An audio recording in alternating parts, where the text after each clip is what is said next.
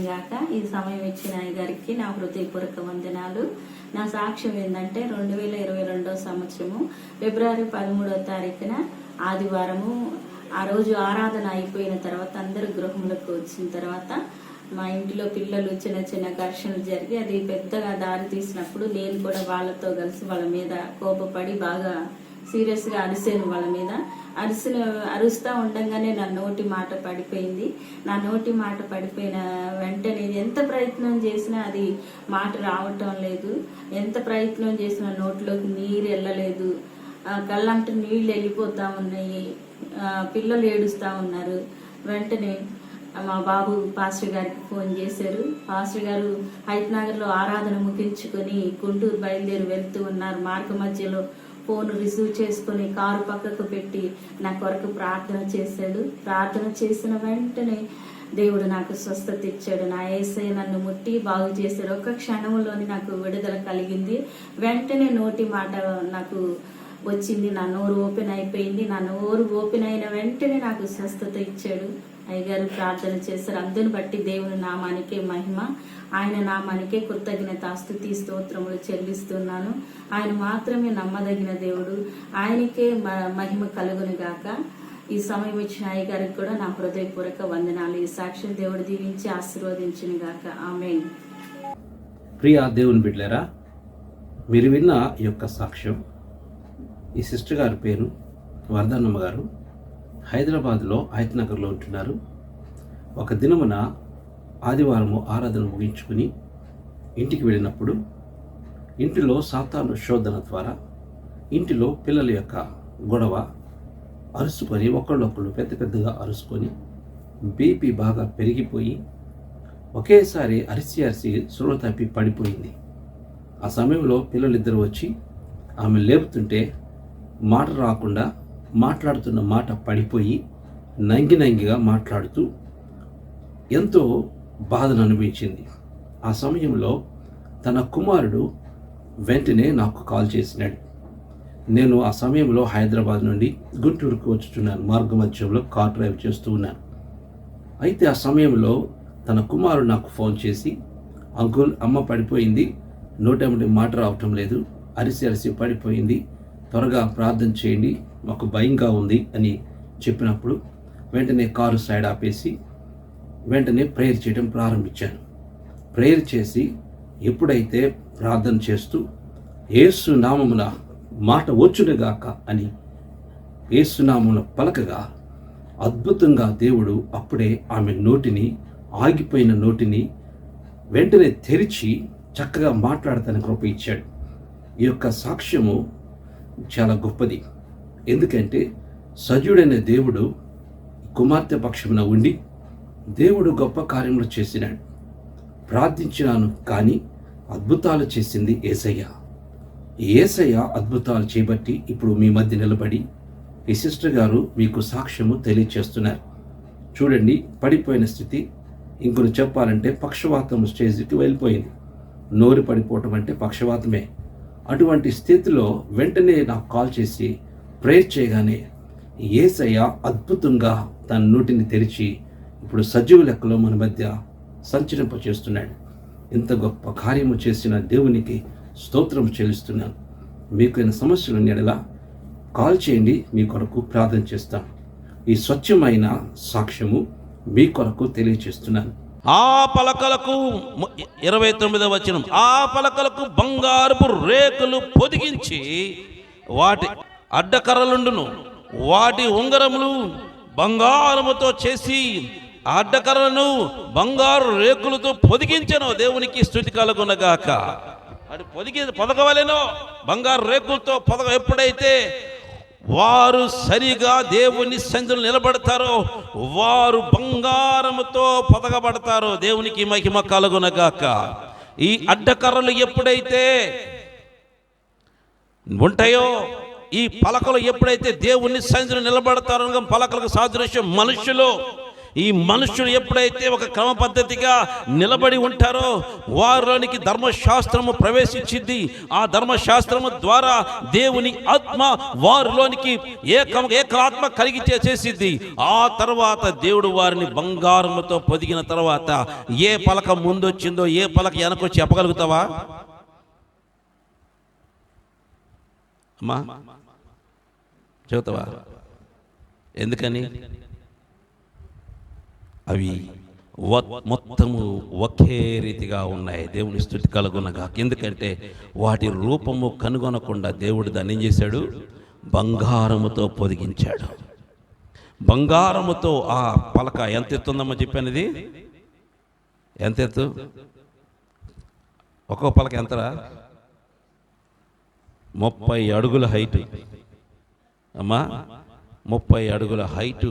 ఒక్కొక్క పలకకి దానికి బంగారం పొదగాలంటే ఎంత బంగారం కావాలరా అమ్మా? ఎంత బంగారం కావాలా? టన్నులు కావాలా? ప్రతిది కూడా బంగారమే. లోపల తుమ్మకర్ర, పైకేమో బంగారం. లోపలన్నీ కుళ్ళు, పైకేమో సెంటు. దేవుని స్తుతి కలుగునగాక. లోపలంతా పాటలు పడైపోయి ఉంటాయి, పైకి మాత్రం తెల్లని వస్త్రాలు కూర్చుంటా. దేవుని స్తుతి కలుగునగాక. ఎందుకని? దేవుడు నీ అంతరంగమును పరిశుద్ధపరిచిన తరువాత నీ అంతరంగమును చూడు, నీ బాహ్య రూపాన్ని చూస్తాడు. దేవుని స్తుతి కలుగునగాక. హల్లెలూయా. నువ్వు పాపముతో ఉన్నప్పుడు నీ అంతరంగాన్ని చూస్తాడు. నువ్వు పాపముతో ఉన్నప్పుడు నీ అంతరంగమును పరిశోధిస్తాడు. కానీ నువ్వు పాపం నుండి బయటకు వచ్చిన తర్వాత, పరిశుద్ధుడిగా నింపడిన తర్వాత, ఆయనను చెక్కబడిన తర్వాత, పరిశుద్ధమే నిలబడిన తర్వాత, ఆ యొక్క ధర్మశాస్త్రం ద్వారా నిన్ను కట్టివేసిన తర్వాత, దేవుడి ఆత్మ ద్వారా నిన్ను ఏకపరిచిన తర్వాత నీ అంతరంగమును చూడక నీ పై ఆకారాన్ని చూస్తాడు. దేవుని స్తుతి కలుగునగాక. నీ నడక, నీ విధానము, నీ పద్ధతులు, నీ మాటలు ఇవి ప్రభు చూస్తాడు. అందుకే ఎట్లుండాలా? దేవుని నిలబడిన తరువాత నువ్వు ఎట్లా ఉండాలా? పరిశుద్ధంగా నిలబడాలా. దేవుని స్తుతి కలుగునగాక. నీ పలక ముందు పలక వెనక పలక ఎవరికి తెలియదు. ఒకవేళ కొత్తగా వచ్చేదనుకో పలక, అది కూడా ఎక్కువలే. దేవుని స్తుతి కలిగి ఆ పలక కూడా ఈక్వలే. కానీ మనం అట్ట కాదు. నీకంటే ముందు వచ్చింది నేను, నువ్వేంది ఇప్పుడు వచ్చి? అది పనికిమాల సంఘాలు ఉంటాయి ఆ పనులు. ఏది నిలబెట్టి ఎన్నుకుంటారే ఆ సంఘాల్లో ఆ మాటలు ఉంటాయి, కానీ పరిశుద్ధ సంఘాల్లో ఆ మాటలు ఉండవు. దేవునికి స్తుతి కలుగునగాక. ఒకవేళ అట్లా మాట్లాడారనుకో, ఆ పలక పుచ్చిపోయింది. దేవుని స్తుతికి ఏమైంది? ఆ పలక పుచ్చిపోయింది. పైకి మాత్రమే బాగుంది, అది పుచ్చిపోయింది. దేనికి పనికిరాలేదు. దేవుని సన్నిధిలో బంగారంతో దాన్ని అలంకరించడానికి పనికిరాలేదు. వేషధార పలక అట్లా ఉండకూడదు. దేవునికి మహిమ కలుగునగాక. హల్లెలూయా. నువ్వు బంగారముతో అలంకరించబడిన వ్యక్తిగా ఉండాలా. పలక దేనికి సాదృశ్యం? మనిషికి. తుమ్మ పలక దేనికి సాదృశ్యం? మనిషికి సాదృశ్యం. ఈ 5 కర్రలు దేనికి సాదృశ్యం అమ్మా? దేనికి? పోరాటానికా? దూరవటానికంట. 5 కర్రలు దేనికి? దూరవటానికంట. దౌరుతారు. ధర్మశాస్త్రాన్ని లోపల పుడుతారు రేపు ధర్మశాస్త్రంతో. దేవుని స్తుతి కలుగు. దేనికోసము 5 కర్రలు దేనికి సాదృశ్యం? పరంజాక ఐక్యత కోసమా? దేనికది? ధర్మశాస్త్రం. ఈ 5 కర్రలు ధర్మశాస్త్రానికి సాదృశ్యం. లోపల ఒకే కర్ర, ఈ చివరి నుంచి ఆ చివరి వరకు ఒకే కర్ర. అది అడ్డంగా ఉంటుంది. అది దేనికంటే ఒకే దేవుడు ఒకే ఆత్మకు సాదృశ్యం. దేవునికి స్తుతి కలుగునగాక. ఆ ఒకే దేవుడు ఒకే ఆత్మ ద్వారా మనం అందరం కూడా ఐక్యపరచబడి ఉంటే నువ్విక పడవు. దేవునికి స్తుతి కలుగునగాక. కానీ ఈ కాలంలో విశ్వాసులు ఊరకొరకనే పలకలు ఏం చేస్తున్నాయి? తపన పడుతున్నాయి. మళ్ళీ పలకలు లేపి మళ్ళీ పక్కన పెట్టాల్సి వస్తుంది. ఎంతకాలం ఇట్లా పెడతారు ఈ పలకల్ని? చూస్తాడు ఊరకు పలికే పలకని ఏం చేస్తాడు దేవుడు? నా సన్నిధికి పనికిరావు నువ్వు అంటాడు. నా సన్నిధికి నువ్వు పనికిరావు. ఊరకైంది నా గురించి మాట్లాడుతా అంటే తీసేస్తాడు ఆ పలకని. దేవుని స్తుతి కలుగును గాక. ఆ పలక ఉండదు. దేవుని సన్నిధానానికి వ్యతిరేకంగా నివసించే ఏ విశ్వాసి కూడా దేవుని సన్నిధిలో నిలబడలేరు. ఏ సేవకుడు నిలబడలేడు. దేవునికి మహిమ కలుగునగాక. హల్లెలూయా. అందుకే మీరు ఎక్కడ ఉండాలంటే దేవుని సన్నిధిలో నిలబడతా దేవుడు మిమ్మల్ని ఏర్పాటు చేస్తున్నాడు. ఆయన మహిమ మీ మీద ప్రకాశించని ఏర్పాటు చేస్తున్నాడు. సేవకులకు బోధకులకు అవకాశం లేదు మహిమ ఎప్పుడు వారి మీద పడటానికి.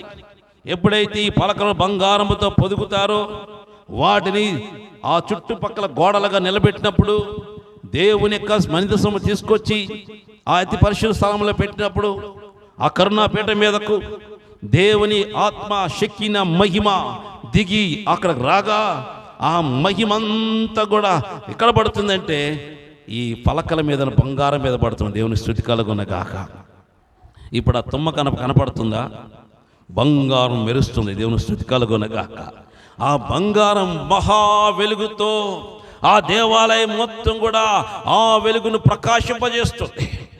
దేవుడి మీద పడిన ఆ వెలుగు ఎప్పుడైతే ఈ యొక్క తుమ్మ పలకల మీద పడుతుందో, బంగారముతో పొదిగిన ఆ తుమ్మ పలకల మీద పడుతుందో, వెంటనే ఆ తుమ్మ పలకల మీద పడిన ఆ యొక్క మహిమ వెలుగు మరలా రిఫ్లెక్ట్ అయ్యి ఒకదానికొకటి ఎదుర్కొన్న వాటికి పక్కకున్న వాటికి ఒకదానికొకటి ఎదురై ఈ యొక్క వెలుగంతా కూడా ప్రకాశమానంగా దేవాలయం మొత్తం మండిపోతుంది. దేవుని స్తుతి కలుగునగాక.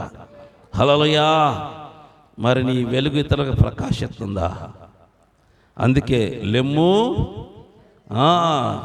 తెలుసు బాగానే, కానీ లెగము తేజరిల్లం. ఆదివారం దాకా మన ఇంట్లో వెలిగే. దేవుని స్తుతి కలుగునగాక. ఆదివారం మాత్రమే సంఘానికి వచ్చి తేజరిల్లు. దేవుని స్తుతి కలుగు. ఒక్కసేపు తేజరిల్లు ఇంటికి వెళ్ళి మేలకడ పడుకోడు. ఎవరికి చెప్పకు, ఎవరికి తెలియజేయకు, ఎవరితో మాట్లాడుకో, ఎవరి గురించి దేవుని గురించి ఎవరికి చెప్పవాకు. ఒక మాట మాత్రం చెప్పు, పాస్టర్ గారిని దేని అయితే మొత్తాన్ని చెప్పు. పాస్టర్ గారిని దేని తెలియదు అనుకో, ఏం చేస్తారు? మొత్తానికి పబ్లిసిటీ చేస్తారు. కానీ దేవుని మహిమ గురించి, శక్తిని గురించి ఎవరో చెప్పరు. దేవుని ఆత్మ గురించి చెప్పరు. లెమ్ము తేజరిల్లు, దేవుడి వెలుగు నీ మీద ప్రకాశించి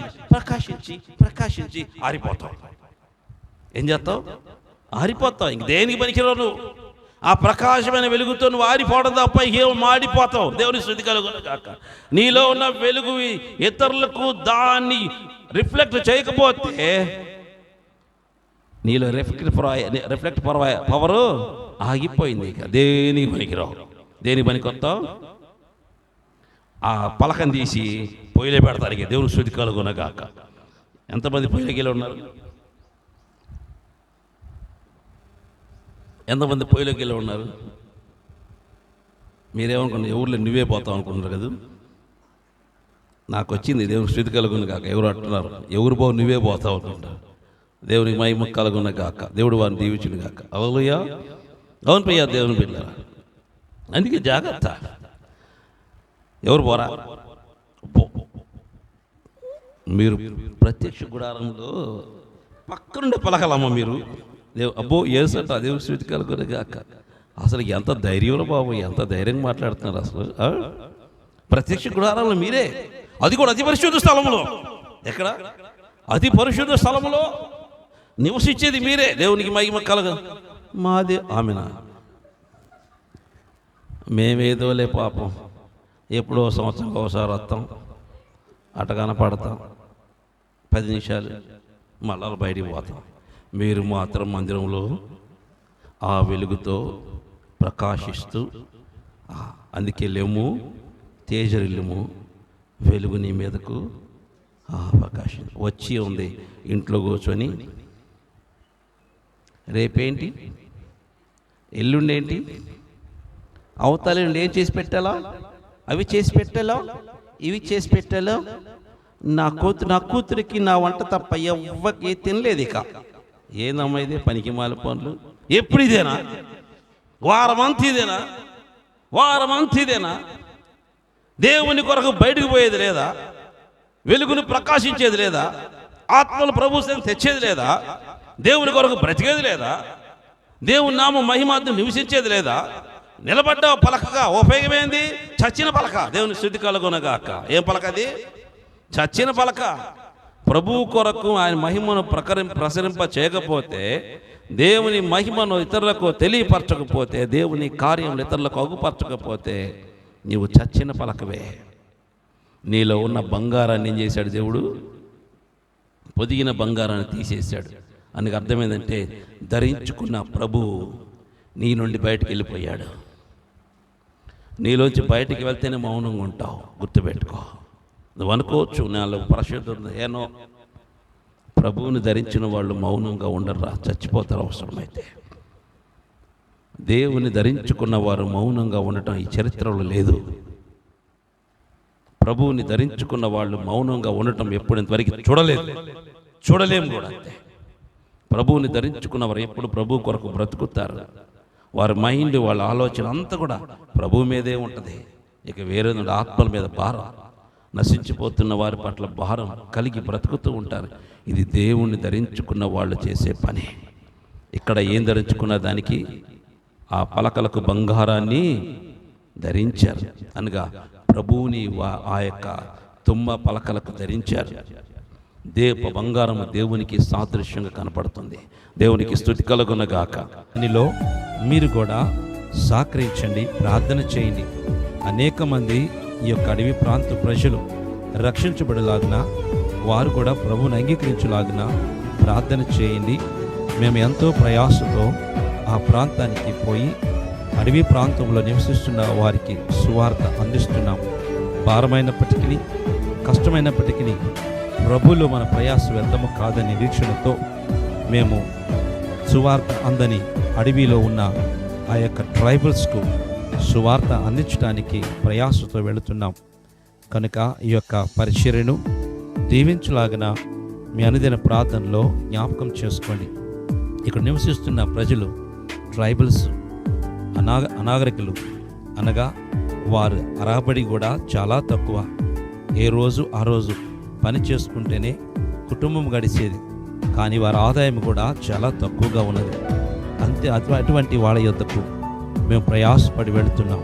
ఆటోలో ఎంతో భయంకరమైన పరిస్థితి ఉన్నప్పటికీ, రాళ్ళు ఎత్తివేస్తున్నా, కుదుపు వేస్తున్నా, నేను నా కుటుంబము కలిసి ఈ యొక్క అడవి ప్రాంతంలో ఉన్న ప్రజల యొద్దకు పోయి మేము దేవుని సువార్తను వారికి అందిస్తున్నాం. దేవుని ప్రేమను వారికి తెలియచేస్తున్నాం. దేవుని యొక్క సువార్తను అందిస్తున్నాం. ప్రభు ప్రేమ వారికి తెలియపరుస్తూ దేవుని యొక్క రాజ్య సువార్తను మేము వారికి తెలియచేస్తున్నాం. కనుక ప్రియా దేవుని బిడ్డలారా, ఇదిగో ఈ యొక్క మారేడుమిల్లిలో భయంకరమైన అడవి ప్రాంతంలో మేము పోతున్నాం. ఏమున్నాయో మాకు తెలియదు. అయినప్పటికీ ఇదిగో మీరు చూస్తున్న ఈ గ్రామమే మేము సువార్త ప్రకటించిన గ్రామం. ఇక్కడ ఒక చిన్న మందిరము తాత్కాలికంగా కట్టడం కూడా జరిగింది. ఇదిగో అక్కడ ఆటో నిలిపిన ఎదురు ఉన్న మీరు చూస్తున్నదే దేవుని యొక్క మందిరం. ఆ మందిరంలో మేము సువార్త అందించి అక్కడ మందిరం కట్టాం. ఆ ప్రాంతంలో అనేక మంది వచ్చుచున్నారు. కొంతమంది ఇంకా రావలసిన వారు చాలామంది ఉన్నారు.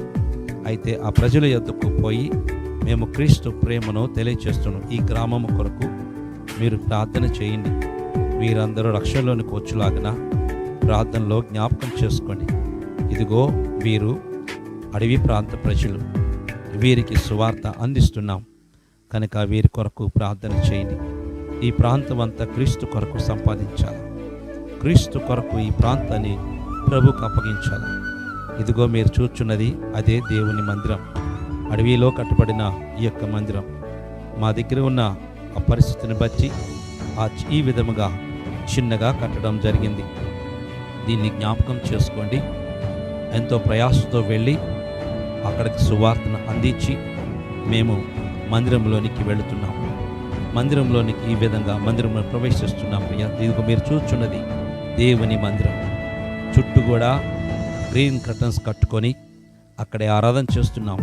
పురుగులు వస్తాయి, పాములు వస్తున్నాయి, భయంకరమైన పరిస్థితులు ఉన్నాయి. అయినప్పటికీ కూడా మాకున్న ఇచ్చిన సోర్స్ని బట్టి ఎగో చుట్టూ ఆ గ్రీన్ మ్యాట్స్ కట్టుకొని ఇక్కడే ఆరాధన చేస్తున్నాం. ఈ అడవి ప్రాంతంలో ఈ విధంగా చర్చి కట్టడం జరిగింది. ఇదిగో పైన రేకులు వేశాం, బాదులతోనూ పోస్టులతో నిలబెట్టాం. కానీ చుట్టుపక్కల గోడలు లేవు. ఆ గ్రీన్ కర్టన్స్ కట్టుకొని అక్కడ ఆరాధన మాత్రం జరుగుతుంది. మా కొరకు ప్రార్థన చేయండి. మేము వెళ్ళిన వెంటనే మమ్మల్ని ఎంతగానో ప్రేమతో ఆహ్వానించారు. కొందరు తిరస్కరిస్తున్నారు, కొందరు ఆహ్వానిస్తున్నారు. మేము వెళ్ళిన తరువాత ఈ గ్రామంలో ఉన్నవాళ్ళు కొందరు ఆ యొక్క మందిరానికి రావటము ప్రారంభించారు. చాలా సంతోషమైంది. వారు చిన్న బిడ్డలను తీసుకొని చూడండి ఎంత చక్కగా వస్తున్నారు. చంటి బిడ్డలను చంకన వేసుకొని దేవుని సన్నిధానానికి వస్తున్నారు. ఎంత ఆనందం!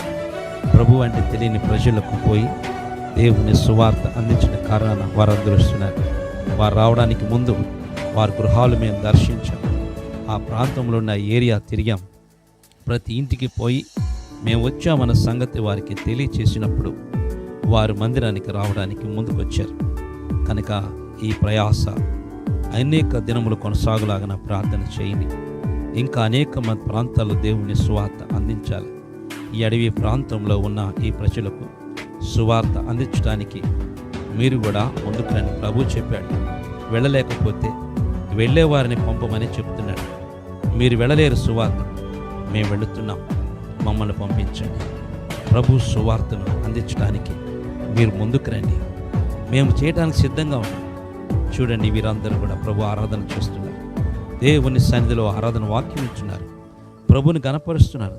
చిన్న బిడ్డలు, పెద్దవారు వీరందరూ కూడా ప్రభువులో ఆనందిస్తూ సంతోషిస్తున్నారు. వీరికి సువార్త అందించబడుతుంది. వీరికి మా ఎదురు ఉన్న కొన్ని వస్తువులు, బట్టలు వారికి ఇవ్వటం జరిగింది. ఎందుకంటే ఒట్టిగా వారి దగ్గరికి వెళ్ళకూడదు. మన ఇక్కడైతే అందరూ వచ్చి సేవకులకి ఇస్తారు, కానీ అక్కడైతే మనమే పోయి వారికి ఇవ్వాలి. చూడండి ఎంత అద్భుతమైన సన్నివేశం. దేవుని కృప ఎంత ఆర్భాటంగా వీరి మీద ఉంది. వారు ప్రభు మోకాలుని దేవుని సన్నిధిలో దేవుని మోకాలుని ప్రార్థన చేస్తున్నారు. ఆ విధంగా ప్రభు సన్నిధికి నడిపించినాను. వీరి కొరకు ప్రార్థన చేయండి. వీరిని ప్రభు దీవించలాగిన. చూడండి, చిన్న బిడ్డలు ఎంత చక్కగా ఉన్నారు. వారు నన్ను తాత తాత అని పిలుస్తూ ఎంతో ఆప్యాయంగా పలకరిస్తున్నారు. పెద్దవారికి వస్త్రాలు ఇచ్చినారు. అక్కడ వచ్చిన పెద్దవారికి నూతన వస్త్రాలు బహుకరించాం. దేవుని ప్రేమను వారికి తెలియచేశాం. దేవుని కృపను వారికి అగుపరిచాం. క్రీస్తు ప్రేమ ఏ విధంగా ఉందో వారు రుచి చూట్లాగిన మేము మా శక్తిని కొలది ఈ పరిచర్యలో పాలుభాగస్తులు అవుతున్నాం. చూడండి, చిన్న బిడ్డలు వారు వస్త్రాలు తీసుకుని చక్కగా వస్తున్నారు. వారు దేవుని బిడ్డలు, దేవుని రాజ్య సంబంధులు. వీరి కోసమే కదా ప్రభు ఈ లోకానికి వచ్చాడు. కనుక వీరి కొరకు ప్రార్థన చేయండి. ఇంకా బహుగా వీరికి చేయవలసింది చాలా ఉంది, చేసింది తక్కువే. కానీ వీరి కొరకు ప్రార్థన చేయండి. ప్రభు మిమ్మల్ని ప్రేరేపిస్తే వీరి కొరకు మీ వంతుగా సహకారం అందించండి.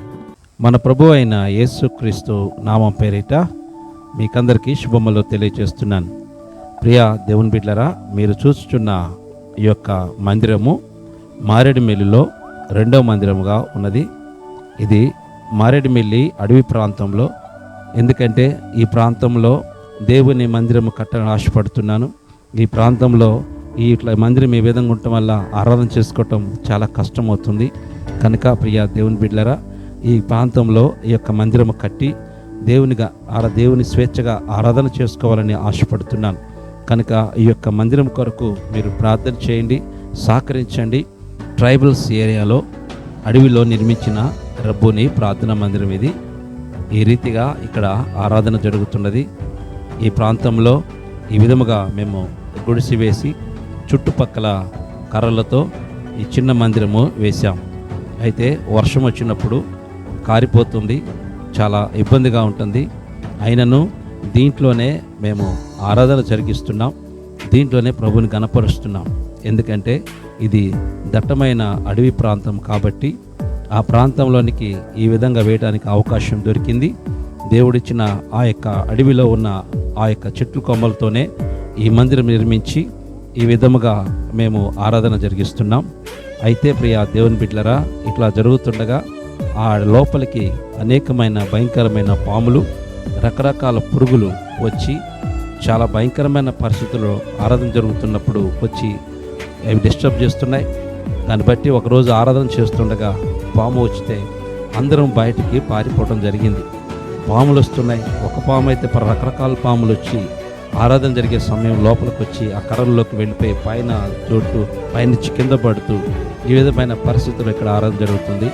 అయితే ప్రియా దేవుని బిడ్డలారా, ఈ అడవి ప్రాంతంలో ఈ ప్రాంతం దీనిలో ఈ యొక్క మందిరము పడవేసి మేము చక్కగా ఒక రేకుల షెడ్ వేయాలని ఆశపడుతున్నాను. పైపులతో ఒక రేకుల షెడ్ వేద్దామని ఆశపడుతున్నాను.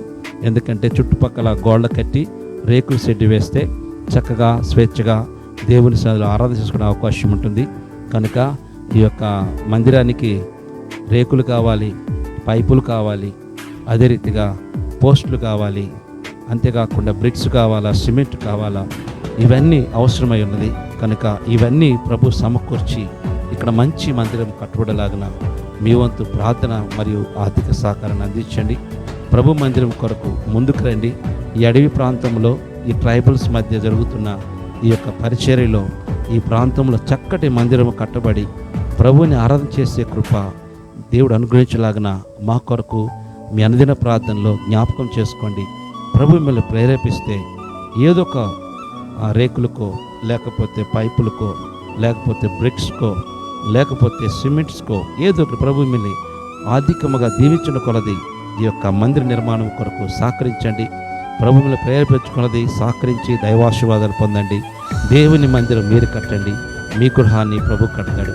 ఈ అడవి ప్రాంతంలో భయంకరమైన దట్టమైన అడవి ప్రాంతంలో జరుగుతున్న యొక్క పరిచర్య కొరకు ప్రార్థన చేయండి, సహకరించండి, దైవాశీర్వాదాలు పొందండి. ఎవరైతే ఈ యొక్క పరిచర్యలో ఆర్థికంగా సహకరిస్తున్నారో దేవుడు వారిని బహుగా దీవిస్తారు, ఆశీర్వదిస్తాడు. ఎందుకంటే అనేకులు ఊరిలో ఎక్కడెక్కడో గొప్ప గొప్ప మందిరాలు కట్టుకుంటున్నారు, కానీ అడవిలో వీళ్ళకి ఎవరి తెలియదు, దేవుడు అంటే తెలియదు. అటువంటి ప్రజల మధ్యకు పోయి, ట్రైబల్స్ మధ్యకు పోయి సువార్త అందిస్తున్నాం. ఇటువంటి ప్రాంతాల్లో మందిరం కట్టడం ఎంతో గొప్ప ఆశీర్వాదం. వీరు మనకు ఏమి ఎవరు ప్రియా దేవుని బిడ్డలారా, కానుకలు ఎవరు, కానీ మేమే అక్కడికి పోయి మా దగ్గర ఉన్నవి వారికి ఇచ్చి దేవుని సువార్త ప్రకటిస్తూ వీళ్ళందరినీ ప్రభు దగ్గరికి చేర్చాం. కానీ ఆరాధన చేసుకోవడానికి ఇటువంటి పరిస్థితులు ఉన్నాయి, కఠినమైన పరిస్థితులు ఉన్నాయి. ఆ వాతావరణం సరిగా ఉండదు. మా భయంకరమైన వర్షం వస్తే కారిపోతూ ఉంటుంది, పాములు వస్తుంటాయి, పురుగులు వస్తుంటాయి. ఆయనను అట్లాగే మొండికి వేసుకొని మేము అక్కడ ఆరాధన జరిగిస్తున్నాం. కనుక ఈ యొక్క పరిచర్య కొరకు ప్రార్థించండి, సహకరించండి. ప్రభు మిమ్మల్ని ప్రేరేపించే కొలది ఆర్థికంగా ఈ యొక్క మందిర నిర్మాణం సహకరించి దైవాశీర్వాదాలు పొందండి. దేవుడు మిమ్మలను మీ కుటుంబాలను మెండుగా దీవించి ఆశీర్వదించును గాక. Praise the Lord. God bless you. మా address pastor P Anil Kumar, Netaji colony, road number 9, Hayath Nagar, Hyderabad, Rangareddy జిల్లా. మరి ఒకసారి pastor P Anil Kumar, Netaji colony, road number 9, Hayath Nagar, Hyderabad, Rangareddy జిల్లా. దేవుడు మిమ్మల్ని మెండుగా దీవించి ఆశీర్వదించుగాక. మీకైనా ప్రార్థన అవసరం మేరలా నేడే మిమ్మల్ని సంప్రదించి దైవాశీర్వాదాలు పొందండి. దేవుడు మిమ్మల్ని మెండుగా దీవించి ఆశీర్వదించుగాక. ఆమేన్.